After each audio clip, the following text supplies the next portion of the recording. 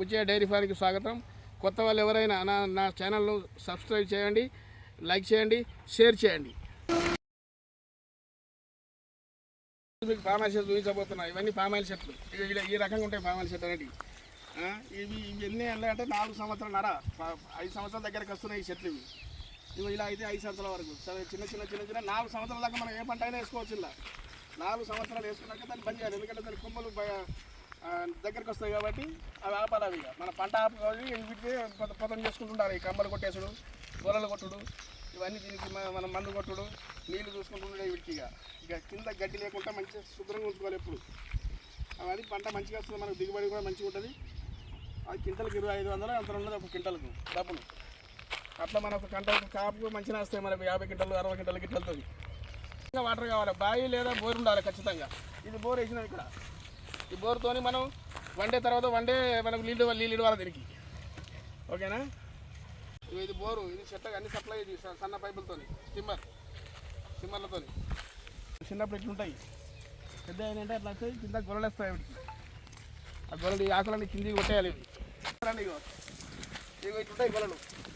ఈ రకంగా వస్తాయి. ఇంకొక 5 days తర్వాత ఇవి కొట్టాలి. దీన్ని ఇలా వస్తాయి.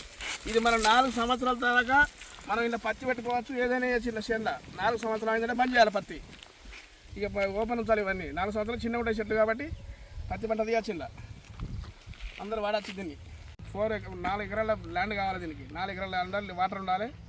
ఈ చెట్లు దసరా టైంలో పెట్టాలి. అవి స్టిమ్మర్ పెట్టాలి నీళ్ళు. 4 సంవత్సరాలు వీటికి కష్టపడాలి మనం. 4 సంవత్సరాలు కష్టపడితే మనకు కాయ వస్తుంది. ఆ తర్వాత ఇక మంత్లీ మనకు కాత వస్తూనే ఉంటుంది.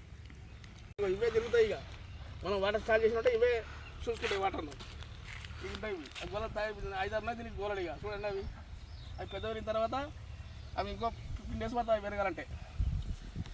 వీటిలో డ్రమ్ములు ఉంటాయి. ఆ డ్రమ్ములలో వాటర్లో మందు కలపాలి. 20 కానీ దానికి సంబంధించిన మందు తీసుకొచ్చి కలిపి ఆ పైపుల ద్వారా పంపించాలి. ఆ పైపుల ద్వారా మొదట వస్తాయి అవి ద్వారా అవే తీసుకుంటాయి. చెట్టు కేసుడు కాదు. ఇవన్నీ కింది ఆకులన్నీ ఈ గొర్రెలు కొట్టాలి. తర్వాత కాయాలి. ఇవన్నీ ఒకసారి కొట్టేసినాయి. ఇవి దానికి చెట్టు పెద్దగా ఇట్లా పెరిగినాయి.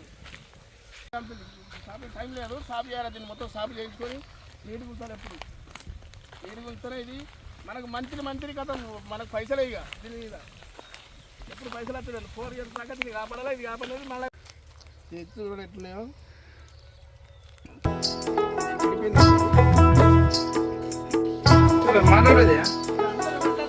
మంచి పెట్టవలసిన చేయలేదు. రోజు పోతూనే ప్రతిరోజు చెక్ చేయాలి. ఆ స్టిమ్మర్ను అలా కచ్చలు తడుతుంది. అలా అవన్నీ చూసుకోవాలి మంచిగా. మంచిగా కట్టేసి కావాలి.